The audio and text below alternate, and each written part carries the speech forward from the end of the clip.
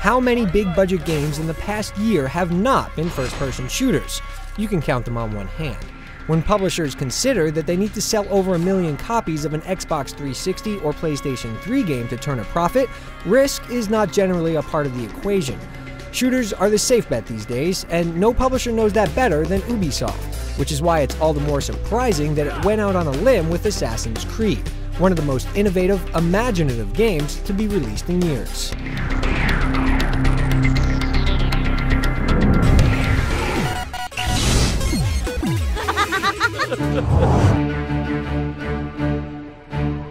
We'll get one thing out of the way first. There's a huge twist that we're not going to ruin for you, and the story's score has been rated with this in mind. With disclaimers out of the way, we can talk about what amounts to 90% of the experience. You play as Altair, an assassin from the Third Crusade. His band of silent killers are at perpetual war with the Templars, a group of invaders bent on domination. Altair and his allies are in search of a great treasure when they suddenly come into contact with the Templars, who also have their eyes set on the prize. A confrontation ensues, and Altair ends up on the short end of the stick. Returning to his master with his tail between his legs, he's stripped of his rank and weapons, forced to earn them once again. To do this, he must locate and assassinate 9 different leaders who are spreading corruption throughout the land. While we won't mention what the twist is, we can say that it provides something in a video game story that is rarely present: duality. Altair's main quest presents the player with moral issues that cloud the waters between right and wrong, making for a thoughtful, clever story that will keep you guessing until the end.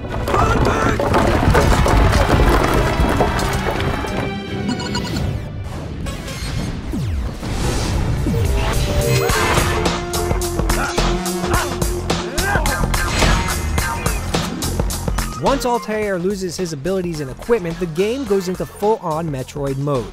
As he polishes off each target, a couple are restored to him. You did well, Altair, and have earned the right to carry a blade once more.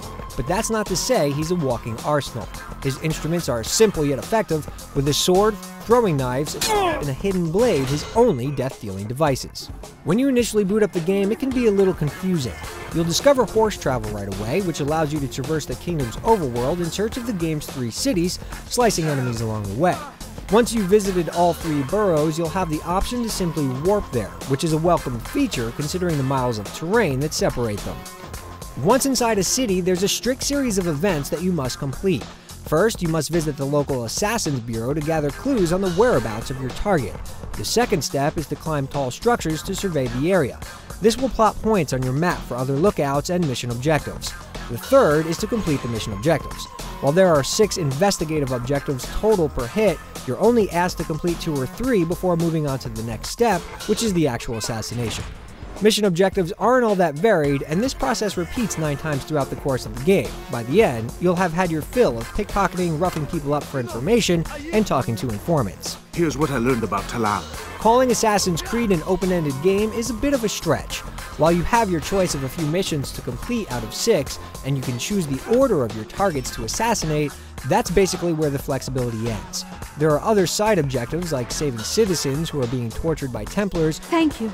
I'll find a way to repay this kindness, I swear it. Or collecting hidden flags scattered throughout the city, but neither is really worth the effort. Assassin's Creed will last you a good 12 to 15 hours depending on your skill level, which is pretty beefy by today's standards. There's not much incentive to keep playing once the quest is done, and there's no online functionality to speak of.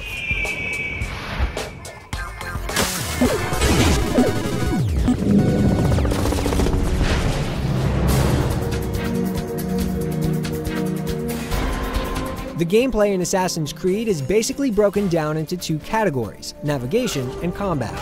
The game has been billed as offering complete navigational freedom, and it undoubtedly delivers.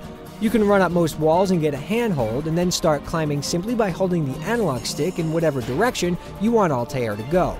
He automatically adapts to whatever hand and footholds are available. There are no buttons to press, and it can seem almost too easy until you have a dozen soldiers chasing after you, navigating the terrain just as quickly. Jumping doesn't require much input either.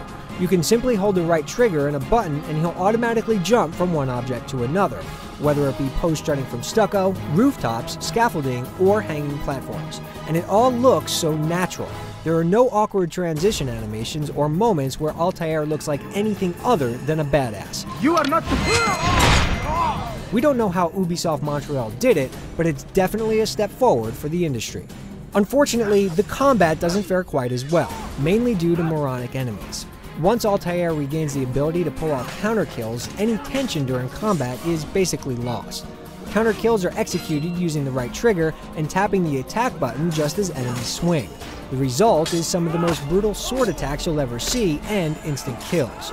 There are times where there will be almost a dozen enemies surrounding Altair, yet they'll all wait their turn to attack, idiotically watching comrade after comrade be slaughtered. It would be a game breaker if it weren't for the crowd running mechanic and interaction with the game world. As Altair makes his way around the city, he's under varying levels of scrutiny, and as such, there are two different types of travel he can choose. If he's trying to be stealthy, then low-profile travel is the way to go, allowing him to gently push other characters or blend in with groups of monks to sneak into new parts of the city. The issue here is that when you select the blend option, Altair might as well turn invisible. Suddenly, enemies are oblivious to his existence, resulting in some absolutely ridiculous moments. Where is the one responsible for this? If he's in a hurry, you can pull the right trigger to go into high-profile mode, which makes him run a lot faster, but puts him at risk of bouncing off the wrong person and alerting the enemy.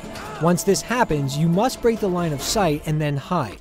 Ducking into a stack of hay or a rooftop cabana makes perfect sense, but simply sitting down on a bench does not. Even so, escaping provides white-knuckle moments as you desperately try to elude the agile enemies. Ha! I will catch you! Assassin's Creed is one of those games that breaks new ground, but fails in nailing some fundamentals. The counter kills are exhilarating, but the brain-dead enemies zap a lot of the tension. On the other hand, free running along the rooftops, bounding off every last nook and cranny of terrain, is something that everyone should experience.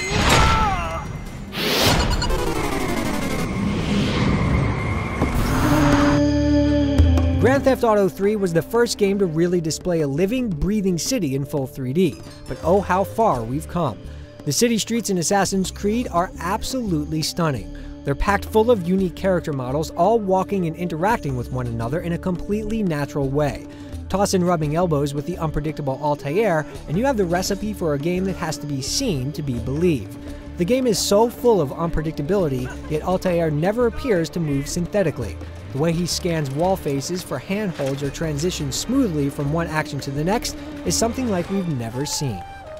There's a few forgivable issues, like terrain drawing in and some serious bouts of clipping, but when the sun becomes blotted out by the clouds, or you look across a city in its entirety with no visual hang-ups, all is forgiven.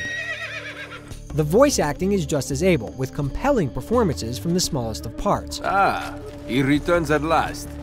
Abbas, where are the others? Every citizen on the street has something to say in reaction to the events around them. How odd. And assassins get some great mileage out of it. Speak to me or speak to God. It's your choice.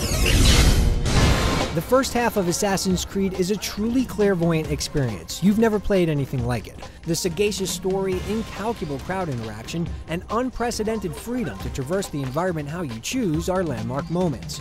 Over time, repetition rears its ugly head. Combat becomes a necessary routine, and dim-witted foes snatch you out of the Third Crusade and remind you that you're playing a game. The potential here is undeniable, but there's been some dust swept under the rug that places a blemish on an otherwise beautiful piece of art.